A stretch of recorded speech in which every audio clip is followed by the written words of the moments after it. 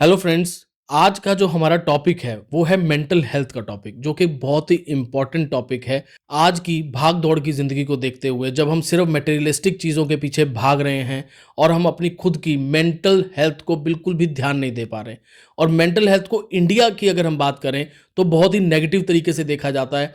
हर एक इंसान एक साइकेट्रिस्ट पे जाते हुए शर्माता है, अपनी फैमिली के साथ अपनी मेंटल हेल्थ को डिस्कस करते हुए बहुत ही एक शाय फील करता है, बहुत ही डिप्रेसिंग फील करता है कि मैं कैसे डिस्कस करूं। जैसे अभी यूट्यूब के ऊपर थोड़े दिन पहले फेसबुक वगैरह पे एक मीम वायरल हुआ, एक वीडियो वायरल हुई जिसमें इंडिया वर्सेस ऑस्ट्रेलिया की मेंटल हेल्थ डिस्कशन के बारे में बात की गई कि ऑस्ट्रेलिया में अगर कोई स्टूडेंट, अगर कोई बच्चा अपने पेरेंट्स से बात करता है कि मैं डिप्रेसिंग फील कर रहा हूं, तो उसके पेरेंट्स उसके साथ बैठ कर डिस्कशन करते हैं, उसको काउंसलिंग की जाती है और उसको साइकेट्रिस्ट के पास लेके जाया जाता है। लेकिन अगर वहीं पर 18 साल का कोई बच्चा या 17 साल का कोई बच्चा इंडिया में मेंटल हेल्थ के बारे में बात करता है, अपने फादर को कहता है कि मैं डिप्रेसिंग फील कर रहा हूं, तो वीडियो थी कि उसके फादर कह रहे हैं कि तेरे को पढ़ने का मन नहीं कर रहा, जानबूझ के ड्रामे कर रहा है, चुपचाप बैठ के पढ़ ले, है ना। और दो चार गालियां भी उसके साथ ऐड कर दी गई थी। तो मैं सिर्फ एक चीज़ कहना चाहूँगा कि आज के टॉपिक को आप बहुत ध्यान से सुने, अपने बच्चों के लिए, अपने पेरेंट्स के लिए, अपनी वर्क लाइफ को बैलेंस रखने के लिए। तो चलिए शुरू करते हैं। आज के हमारे गेस्ट हैं डॉक्टर रॉबिन, जो कि एक न्यूरो साइकेट्रिस्ट हैं। तो रॉबिन जी, आजकल मेंटल हेल्थ इश्यूज हर एक एज ग्रुप का एक बहुत बड़ा सीरियस कंसर्न बनता जा रहा है। तो इसके कोई अर्ली साइंस भी होते हैं कि थोड़ा सा जल्दी इसको डिटेक्ट किया जा सके? अर्ली साइंस भी होते हैं। ऐसा होता है सर कि किसी को भी अगर अगर कोई भी मेंटल हेल्थ प्रॉब्लम आ रही है तो उसकी लाइफस्टाइल में भी कुछ ना कुछ चेंजेस आने शुरू हो जाते हैं, या जहाँ पे वो काम करते हैं वहाँ पे कुछ चेंजेस आने लग जाते हैं, स्वभाव में कुछ चेंजेस आने लग जाते हैं। हो सकता है वो चिड़चिड़ापन उनका रहना शुरू हो जाए कि आजकल कोई ज़्यादा गुस्सा करने लग गया है। जब भी किसी की कोई नेचर चेंज होने लगे ना, तब हमें समझना चाहिए कि शायद कुछ इशू है। तो मूड स्विंग्स? मूड स्विंग्स, हाँ, मूड स्विंग्स एक कारण है कि वही मैंने कहा, अगर किसी की नेचर चेंज होने लगती है, किसी को मूड स्विंग्स होने लगते हैं, या किसी को कोई फिजिकल इवन प्रॉब्लम रहने लग जा रही है कि बीपी रहने लग जा रहा है, शुगर रहने लग जा रही है, या उनकी काम पे एफिशिएंसी कम हो रही है, तो ये कुछ ऐसे अर्ली साइन है जो हमें मतलब सामने वाला जल्दी देख सकता है और कह सकता है कि यस, शायद कुछ इश्यूज हो रहे हों। तो ऐसे टाइम पे सबसे पहला स्टेप क्या होना चाहिए? ऐसे टाइम पे सबसे पहला स्टेप, अगर हमको पता चल रहा है कि मेरे साथ ऐसा कुछ हो रहा है, मैं ठीक नहीं हूँ, मेरे को कुछ स्ट्रेस रह रहा है, तो ना सबसे पहले तो हमें ना अपने दोस्तों को, अपनी फैमिली को बताना चाहिए, डिस्कस करना चाहिए। क्योंकि मोस्ट ऑफ इट प्रॉब्लम्स तो मेरे को लगता है डिस्कस करके ठीक हो जाती हैं। राइट। कि आज मेरे साथ ऐसा चल रहा है, आजकल मेरे को कुछ अच्छा नहीं लग रहा, क्योंकि सामने वाला हो सकता है कि कुछ हमें सुन भी लेगा ना, तब भी उससे बहुत फर्क पड़ेगा, है ना। कोई अगर हमारी बात सुन लेता है तो, और अगर कोई हमें वो अच्छा ओपिनियन दे देता है तो और अच्छी बात है। तो जैसे कहते हैं कि दुख बांटने से घटता है, बिल्कुल घटता तो है। एक्चुअली स्ट्रेस कम होता है दुख बांटने से। दुख बांटने से स्ट्रेस कम होता है, खुशी बढ़ती है ना। तो फैमिली के साथ हम मैक्सिमम टाइम अपना स्पेंड करते हैं, तो फैमिली किस तरीके से पॉजिटिव एनवायरनमेंट क्रिएट कर सकती है एक ऐसे पेशेंट या फिर ऐसे पर्सन के लिए जो ऑलरेडी मेंटल स्ट्रेस से गुजर रहा है? वैसे घर का माहौल तो बहुत अच्छा होना चाहिए। एक घर की वाइब होती है ना, एक घर का ऑरा होता है, तो मेरे को लगता है कि वो बहुत अच्छा होना बहुत ज़रूरी है। पेरेंट्स का बहुत मेरे को लगता है कि इसमें रोल है कि हम घर की वाइब्स, हम घर के ऑरा को डेवलप करें, हम बनाएं, है ना। एक इवन सिंगल इंसान कोई भी अगर घर में अगर बहुत अच्छा अगर अपने आप को करना शुरू कर दे, और वो पूरे घर का ऑरा चेंज कर सकता है। अगर आप इमेजिन करो, एक घर है जहाँ पे सुबह उठ के हड़बड़ी मची हुई है, और एक घर है, उसी घर में अगर एक इंसान मंदिर में थोड़ा सा पाठ पूजा लगा ले, लाइट सा म्यूजिक लगा दे, और तो मेरे को लगता है घर का ऑरा चेंज होना शुरू हो जाता है। बिल्कुल। तो बहुत ज़रूरी है कि हम एक घर का ऑरा बहुत अच्छा बनाए। बहुत ज़रूरी है कि हम एक ऐसा इन्वायरमेंट अपने बच्चों को दें जो बहुत पॉजिटिव हो, जिसमें बहुत हेल्दी इन्वायरमेंट हो, जिसमें पेरेंट्स की बॉन्डिंग बहुत अच्छी हो, पेरेंट्स आपस में एक दूसरे की बहुत रिस्पेक्ट करते हों, जिसमें बच्चों को पता चले कि हाँ, हमारी केयर करी जा रही है, या हमसे कोई प्यार कर रहा है बस, है ना। तो मेरे को लगता है कि ये बहुत ज़रूरी चीज़ है। जैसे कहा जाता है बच्चे सिर्फ प्यार के भूखे होते हैं, है ना। तो प्यार अगर मिले तो मुझे लगता है कि मेंटल स्ट्रेस और ये डिप्रेशन कभी जिंदगी में टच भी नहीं करेगा। बट आजकल पेरेंट्स को लगने लग गया है बच्चे सिर्फ पैसे के भूखे होते हैं। ऐसा ही होगा अगर मेरे को लगता है कि लोग इतना पैसे के पीछे भाग रहे हैं, या इतना वर्कaholic हो रहे हैं, वो उनको लगता है कि काम करना बहुत ज़रूरी है, तो वो फैमिली को, बच्चों को इग्नोर कर रहे हैं, है ना। तो आपकी बात ठीक है, बच्चे जो हैं वो प्यार के भूखे हैं।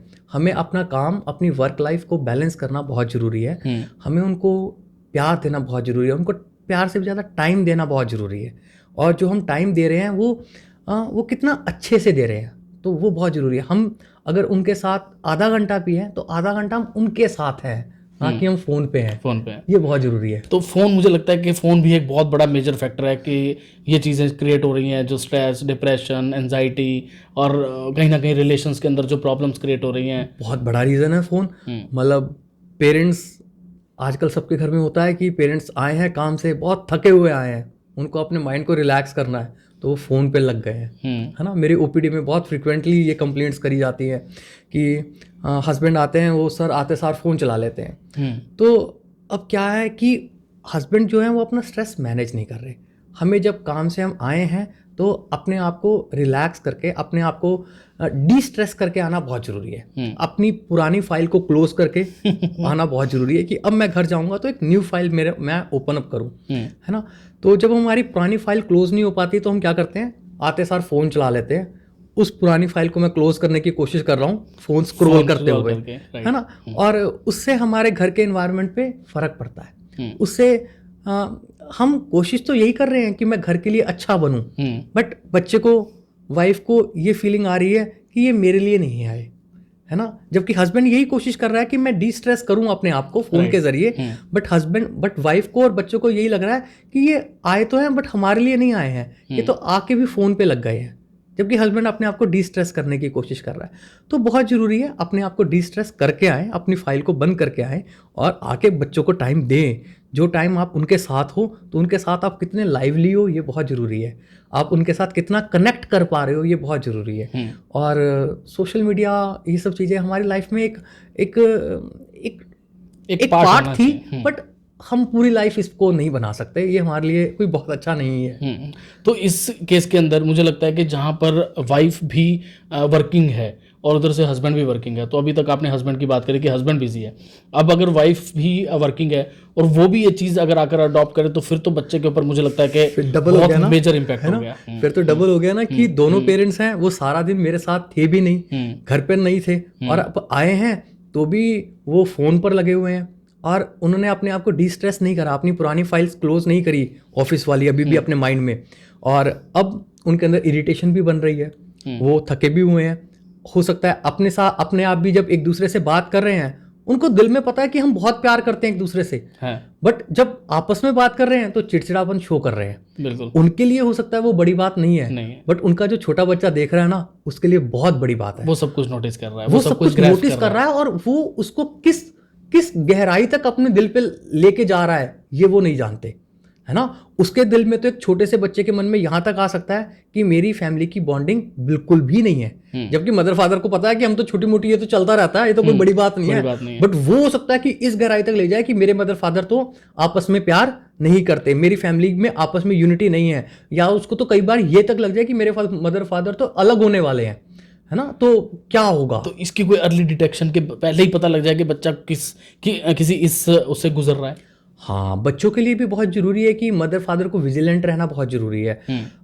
अगर बच्चे में भी हम मूड चेंजेस हम देख रहे हैं कि उसका मूड स्विंग रहना शुरू हो गया है, या बच्चा कम बात करने लग गया है, या बच्चा ज़्यादा रोने लग गया है, या बच्चा जो है कुछ अगर उसके मार्क्स में सीरियसली ड्रॉप आया है, या उसका फ्रेंड सर्कल कैसा है, तो बहुत सारी चीज़ें हैं जो पेरेंट्स को, इन सब चीज़ों को अगर पेरेंट्स नज़र रखेंगे, उन पर ध्यान रखेंगे तो अर्ली डिटेक्शन हो जाएगी। बिल्कुल नॉर्मल, ये जेन्युइन बात है। उसके स्कूल जाना, उसके स्कूल से उसका बिहेवियर पूछना, अगर बच्चा बहुत ज़्यादा सोशल मीडिया तो नहीं यूज़ कर रहा है, तो इन सब चीज़ों को पेरेंट्स को हमेशा उस पर चेक जरूर रखना चाहिए। स्क्रीन टाइम जो कहा जाता है कि जरूर कम होना चाहिए हर बच्चे का, तो इसका भी बहुत बड़ा इम्पैक्ट मतलब पड़ सकता है बच्चे के ऊपर। बीइंग अ न्यूरोसाइकेट्रिस्ट, हम तो ये कहते हैं कि 3 इयर्स तक बच्चे ने कोई भी स्क्रीन देखी ही ना हो, मतलब उसको पता ही ना हो कि टीवी कोई चीज़ होती है, उसको पता ही ना हो कि मोबाइल कोई चीज़ होती है। हाँ, प्रैक्टिकली बहुत मुश्किल है होना, बट हम कोशिश तो कर सकते हैं ना कि हम जितना बच्चों को दूर रखें।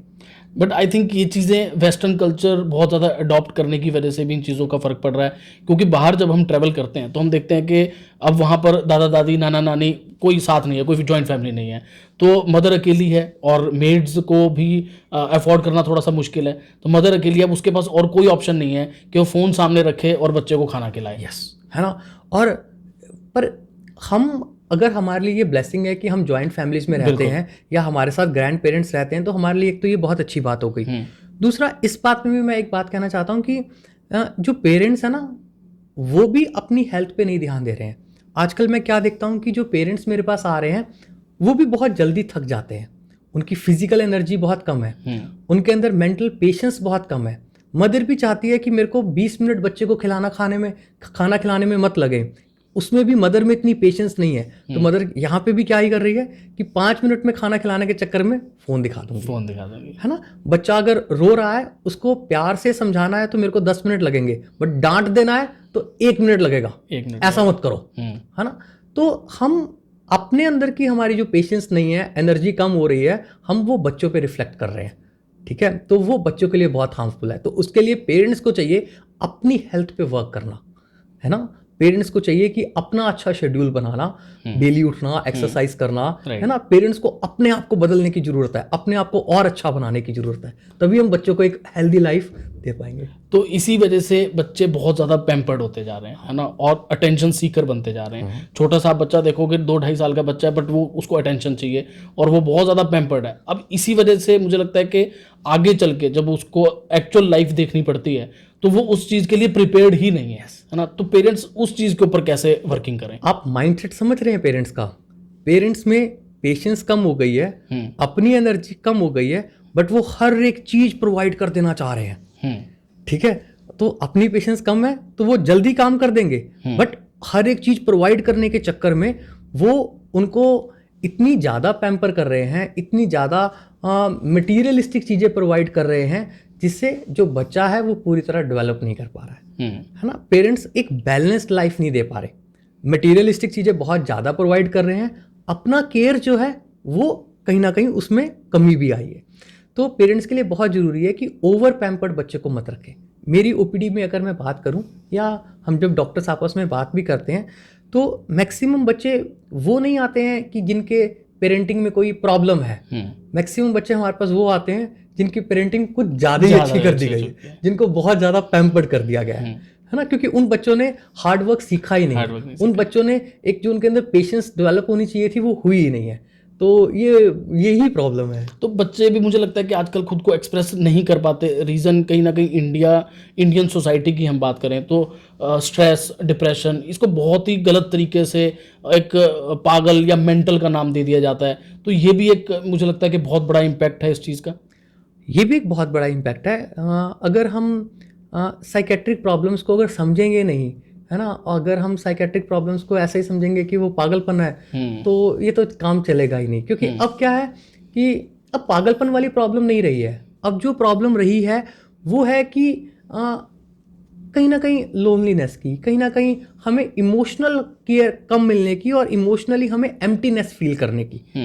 हमारा EQ जो है, इमोशनल क्वेश्चन जो है, वो कम होता जा रहा है। तो इस पे हमारा ध्यान देना, पेरेंट्स का ध्यान देना, टीचर्स का ध्यान देना कि बच्चा इमोशनली कितना स्ट्रांग बन रहा है, ये बहुत इंपॉर्टेंट है। जी। तो अभी तक हमने बात करी 3 से 4 साल के बच्चे की, जो पेरेंट्स के अभी कंट्रोल में है, क्या चेंजेस किए जा सकते हैं।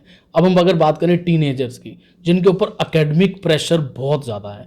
आज की आप देखें तो स्कूल्स में दौड़ लगी हुई है, किसके मार्क्स अच्छे आएंगे, किसके परसेंटेज अच्छी आएगी, कौन फर्स्ट पोजीशन लेकर आएगा, और एकेडमिक स्ट्रेस के साथ साथ सोशल मीडिया का स्ट्रेस, है ना, क्योंकि फर्स्ट आएगा तो पेरेंट्स डालेंगे प्राउड टू बी पेरेंट्स, है ना, ये चीज़ें।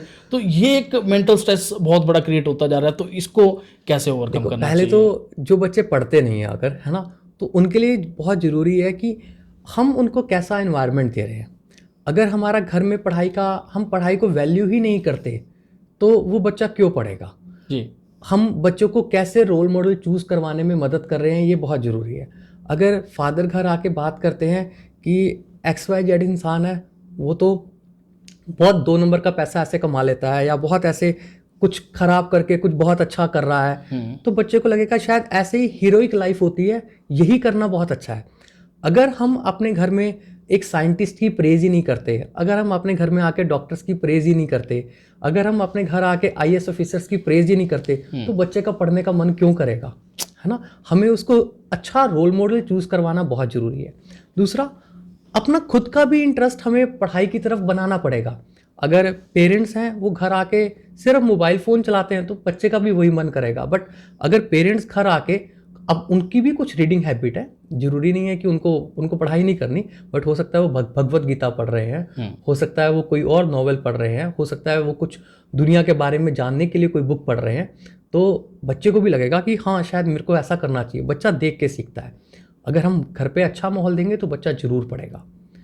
और जो बच्चे के लिए हम एक्स्ट्रा प्रेशर बना देते हैं, जो आपने सेकंड क्वेश्चन कहा बिल्कुल। कि बच्चा जो है उसको दूसरा बच्चा फर्स्ट आ रहा है, मेरे को लगता है कि बच्चे का दिल अच्छा होना चाहिए, वो इथिकल होना चाहिए, ईमानदार होना चाहिए और अच्छा हार्ड इंसान- वर्किंग होना चाहिए। अच्छा इंसान बनना चाहिए।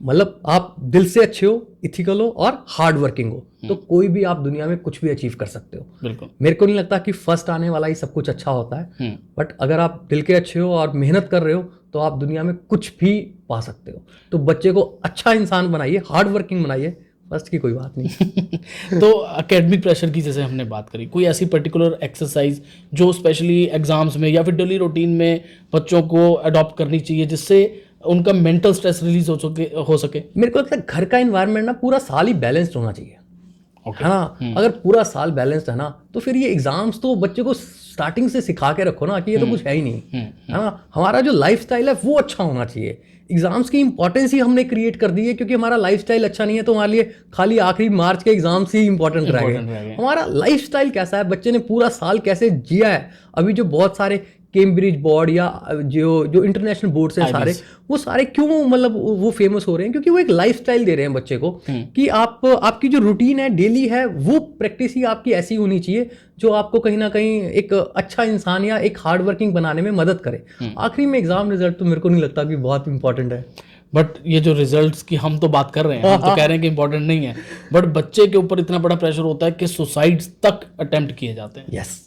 तो इसको कैसे आप सोसाइटी को मैसेज देना चाहते हैं कि इतना प्रेशर ना क्रिएट किया जाए कि देखो आप बच्चे को जब तक नहीं कहेंगे पढ़ ले, वो पढ़ता भी नहीं है, और अगर बहुत ज़्यादा कहेंगे पढ़ ले और एग्जाम्स में अगर कुछ भी ऊपर नीचे हो गया तो सुसाइड तक बच्चे कर लेते हैं। काफ़ी आपने देखा होगा नीट की वजह से अभी काफ़ी सुसाइड्स हुए कि जबकि वो तो पढ़ने वाले बच्चे थे, 100% लेकर आए, लेकिन सीट नहीं मिली। अब सीट ना मिलना तो मुझे लगता है कि बच्चे के हाथ में तो नहीं है, बिल्कुल नहीं। इंडिया में ही सीट्स लिमिटेड थी, है ना। वो आधा कोटे का मैटर हो गया, आधे से ज़्यादा, उसके बाद फिर परसेंटाइल का बहुत ज़्यादा उसमें चला गया, और उसके बाद फिर मेरे ख्याल से मैनेजमेंट कोटे का भी काफ़ी कुछ इम्पैक्ट रहता है। तो सीट्स ना मिलने की वजह से मेरे ख्याल से 50+ बच्चों ने सुसाइड किया। तो मेरे को लगता है कि हमें एक तो इसमें 2 पॉइंट्स हैं। पहला पॉइंट, पेरेंट्स की, फैमिली की, बच्चे की इमोशनल हेल्थ कैसी है ना। मतलब हमारी जो इंडिविजुअल फैमिली है उसकी हमारी इमोशनल हेल्थ कैसी है, इमोशनल क्वेश्चन कैसा है, ये बहुत इंपॉर्टेंट है। हमने अपनी फैमिली की वो इमोशनली स्ट्रांग बना रखा है कि नहीं। और ये सब चीज़ तभी हो सकती है जब हम बहुत थोड़ा सा स्पिरिचुअल भी हों, क्योंकि कुछ चीज़ें डेस्टिनी भी तो है ना, मेरे को लगता है। बिल्कुल, है ना। जरूरी नहीं है एक बच्चा डॉक्टर बन के ही बहुत अच्छा कर पाए। मैं बहुत सारे एग्जाम्पल्स ऐसे जानता हूँ कि जो बच्चा डॉक्टर नहीं बन पाया, बट वो हो सकता है कि एक बहुत बड़े हॉस्पिटल का मैनेजर है और उसके नीचे बहुत सारे डॉक्टर्स काम करते हैं। तो वो बच्चा हो सकता है कि स्पोर्ट्स में बहुत अच्छा चला गया, और जो उसकी डेस्टिनी है उस पर बिलीव करना भी बहुत जरूरी है। इसलिए मैंने कहा बच्चे को अच्छा इंसान बनाइए, हार्ड वर्किंग बनाइए, बट मार्क्स के पीछे मत भागिए। सचिन तेंदुलकर पढ़ाई में बहुत अच्छा हो ही नहीं सकता था, लता मंगेशकर पढ़ाई में बहुत अच्छी हो ही नहीं सकती थी।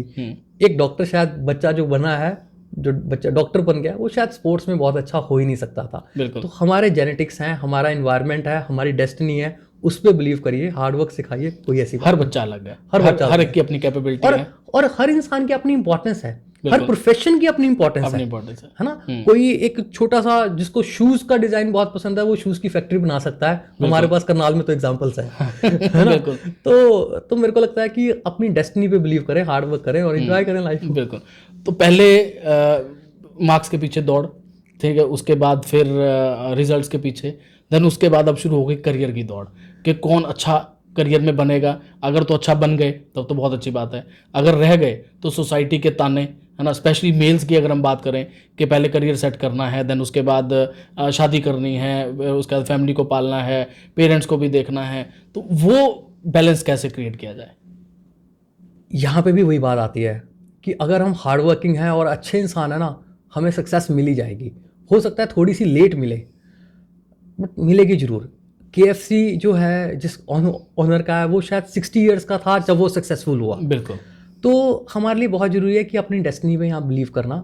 और मैंने बहुत कम इंसान देखे हैं जो अच्छा इंसान हो, दिल का अच्छा हो, हार्ड वर्किंग हो और वो सक्सेसफुल ना हो। अगर वो नहीं हो रहा तो हो जाएगा, पक्का हो जाएगा, डेफिनेटली हो जाएगा। ठीक है, तो ऐसा नहीं है, हमें अपने आप को रिलैक्स्ड रह के चलना चाहिए, हमें अपनी लाइफ को बैलेंस रखना बहुत ज़रूरी है। अगर हम एक जगह कभी नहीं भी सक्सेसफुल हो रहे तो हमारी लाइफ में ऐसे बहुत सारे पार्ट्स होने चाहिए जहाँ पे भी हम इक्वली ध्यान दे रहे हैं। इंसान डिप्रेशन में तब जाता है जब वो खाली एक ही चीज़ पे बहुत ज़्यादा फोकस करता है। वो अपनी फैमिली को छोड़ देता है, अपने फ्रेंड्स को छोड़ देता है, अपनी हेल्थ को छोड़ देता है और खाली अपने करियर में फोकस कर रहा है।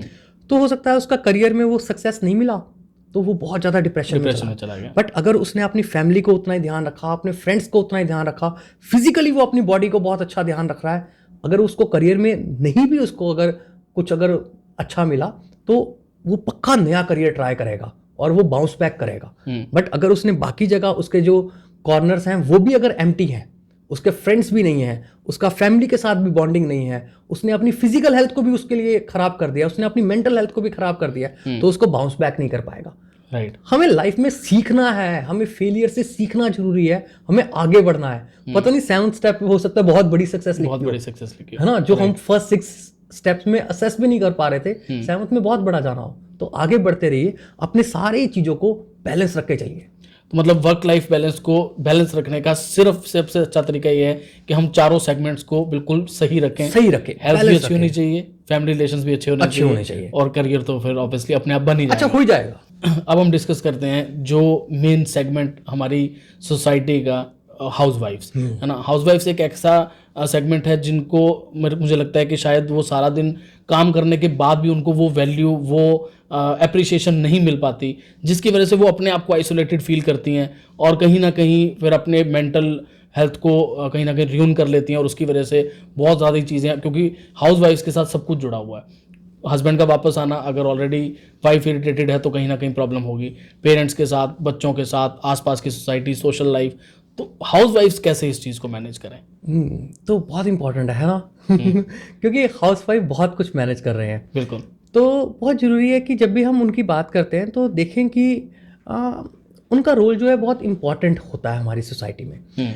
तो पहले तो हस्बैंड को चाहिए कि वो अपनी वाइफ की बहुत रिस्पेक्ट करे। किसी को भी लाइफ में और कुछ नहीं चाहिए होता, सिर्फ रिस्पेक्ट चाहिए। हर किसी को रिस्पेक्ट चाहिए, चाहे हमारे घर में कोई वर्कर हो, चाहे हमारी वाइफ हो, चाहे हमारा बॉस हो, हर कोई रिस्पेक्ट चाहता है सबसे पहले। तो हस्बैंड का बहुत फ़र्ज बनता है कि अपनी वाइफ को रिस्पेक्ट करे। और वहीं पे वाइफ का भी बहुत इम्पॉर्टेंट रोल है कि वो अगर काम नहीं कर रही है, उसका मेन काम घर को मैनेज करना है जो कि बहुत बड़ा है, तो वहाँ पे कैसे वो बैलेंस करके चल रही है, ये बहुत इम्पॉर्टेंट रोल है। मैं हर कपल को समझाता हूँ कि हमें जो बुज़ुर्ग लोग हैं उनकी बातों को इग्नोर कर देना है। जैसे हम बच्चों की बातों को इग्नोर करते हैं ना, कि लाइक मेरा बेबी है 3 इयर्स का, है ना, वो अगर कुछ भी हमें कह देता है, हिट कर देता है, तो हम इग्नोर कर देते हैं क्योंकि हमें लगता है कि वो तो है ही बच्चा। ऐसे ही जब इंसान 50-60 को क्रॉस कर लेता है तो काफ़ी बारी माइल्ड डिमेंशिया के सिम्टम्स, है ना, माइल्ड मेंटल हेल्थ प्रॉब्लम्स उनको होने लग जाती हैं, जिसमें कई बारी वो अपने इमोशंस को कंट्रोल नहीं कर पाते और जिस करके हम उनको समझ नहीं पाते। तो एक यंग कपल का रोल बनता है कि वो जो ग्रैंड पेरेंट्स हैं, चाहे जो उनके, है ना, मदर फादर है, उनकी बातों को इग्नोर करा जाए। और हस्बैंड का रोल बनता है कि वो अपने पेरेंट्स में, खासकर मदर में और वाइफ में बैलेंस बना के चले। बैलेंस बना के वो कब चल सकता है? मैंने हमेशा देखा है जो भी हस्बैंड होता है ना, वो दोनों को ही गलत प्रूफ करने की कोशिश करता है। ये सबसे बड़ा ड्रॉबैक है हस्बैंड का, सबसे बड़ा नेगेटिव पॉइंट है। वो क्या करता है, वाइफ को कहता है कि तेरी गलती है, तू ऐसा मत किया कर, मेरे पेरेंट्स को ऐसे ट्रीट किया कर। मदर को कहता है कि तुम ऐसा मत किया करो, है ना, मेरी वाइफ को तुम क्यों लड़ाई करती हो। तो जो ये कर रहा है वो गलत कर रहा है, उसको ऑपोजिट करना चाहिए। उसको वाइफ को रिस्पेक्ट करनी है तो वाइफ को कहना है कि तुम बहुत अच्छा कर रही हो, है ना। पेरेंट्स को इग्नोर करके चलो, उनकी मेंटल हेल्थ को आप ध्यान में रखें, उनको इग्नोर कर दो, मगर आप बहुत अच्छा कर रहे हो। उसको सुनना वाइफ को बहुत जरूरी है। सिमिलरली उसको अपनी मदर को भी सुनना बहुत जरूरी है और सुन के उनको शांत करना बहुत जरूरी है, उनको गलत नहीं कहना। अगर आप अपनी मदर को भी गलत कह दोगे और वाइफ को भी गलत कह दोगे तो वो और लड़ाई हो जाएगी, है ना।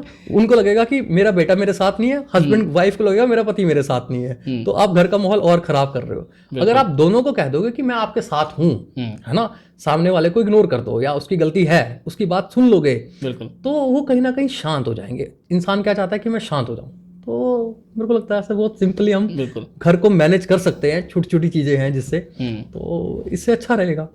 तो यस, हाउसवाइफ की रिस्पेक्ट करिए, अपनी मदर की रिस्पेक्ट करिए, अपने घर की रिस्पेक्ट करिए, और हर किसी का ये रोल है, सबका, है ना। ऐसे ही वाइफ के लिए भी बहुत जरूरी है कि पेरेंट्स की रिस्पेक्ट करिए, चाहे वो अगर कुछ चीज़ें गलत भी कर रहे हैं तब भी। तो मैक्सिमम बुजुर्ग कई बार अपने आप को बहुत अकेला फील करते हैं, जिसकी वजह से कहीं ना कहीं वो मेंटल स्ट्रेस की तरफ जाते हैं, और वो मेंटल स्ट्रेस को इग्नोर भी करते हैं। उन्हें ये लगता है कि ये कहीं ना कहीं एक एजिंग का एक पार्ट है, और वो उस चीज़ को टोटली इग्नोर करके चलते हैं जब तक वो चीज़ प्रॉपर एक प्रेजेंट मतलब सामने नहीं आ जाती या एकदम विजिबल नहीं हो जाती।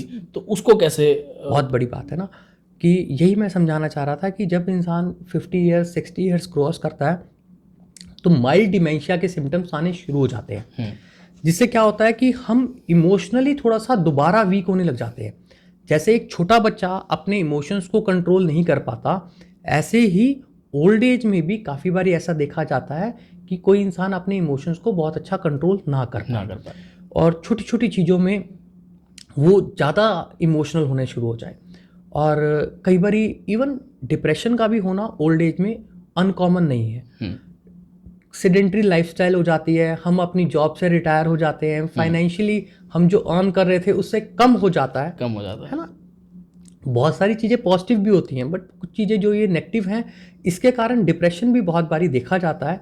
तो बहुत ज़रूरी है बच्चों के लिए अपनी पेरेंट्स की मेंटल हेल्थ का ध्यान रखना, उनके इमोशंस को समझना, अगर नीड हो तो थेरेपिस्ट के पास भी लेके जाना, और उनकी छोटी छोटी चीज़ों को इग्नोर करना। कोई ऐसी पर्टिकुलर एज जिसके ऊपर आप सबको ये मैसेज देना चाहें कि इस एज के बाद आप पेरेंट्स की मेंटल हेल्थ का स्पेशली ध्यान रखें और उस चीज़ को बहुत ज़्यादा सीरियसली लें? वैसे तो हर एज में पेरेंट्स का बहुत ध्यान रखें, है ना।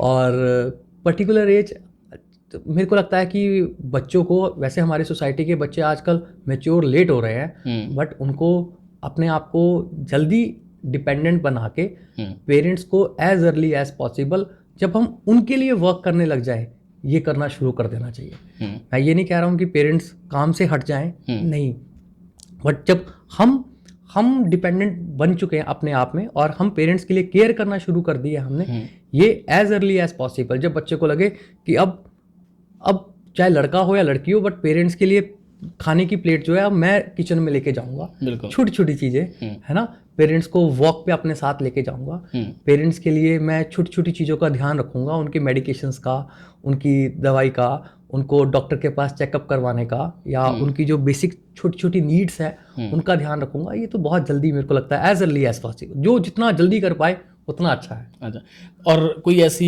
पर्टिकुलर टेक्निक जो पेरेंट्स को अडॉप्ट करनी चाहिए कुछ एज के बाद, कि अब हमें ये टेक्निक अपने लाइफ में इम्प्लीमेंट करनी चाहिए, कोई एक्सरसाइज या कुछ इस तरीके कोई डेली रूटीन? मेरे को लगता है कि अपनी लाइफ को सेडेंटरी लाइफ नहीं बनाना चाहिए। पेरेंट्स के लिए बहुत ज़रूरी है कि जितना वर्किंग रहेंगे, जितना आप काम करते रहेंगे, जितना आप बिजी रहेंगे, उतना अच्छा है। साथ साथ अपनी लाइफ को एंजॉय करना नहीं छोड़ना चाहिए, अपने फ्रेंड्स को नहीं छोड़ना चाहिए। अगर आप उनके घर नहीं जा सकते, उनसे फ़ोन पे बात करिए, बट उनके साथ एक्टिव रहिए। पेरेंट्स का सोशल मीडिया पर रहना ज़्यादा ज़रूरी है ना, ताकि वो कनेक्टेड रहे वर्ड से।